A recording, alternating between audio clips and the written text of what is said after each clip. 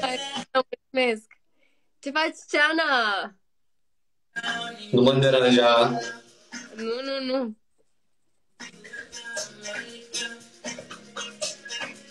Simina, mulțumesc.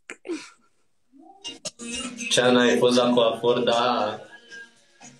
Nu mă deranjează, vă rog. Uitați-vă, ia uitați-vă. A, câți ani are? Are doar 23 de ani, ok.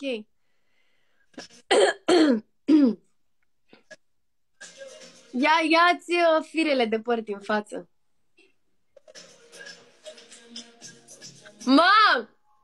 L-ai văzut pe Ceanu pe live? Vino puțin. Uite-te.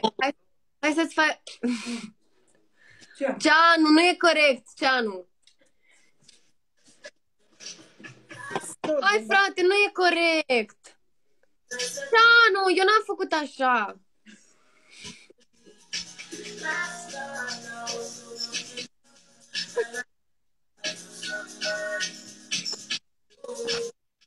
Iui. Nu mai, frate, la Iuliana. Mi-e rușine.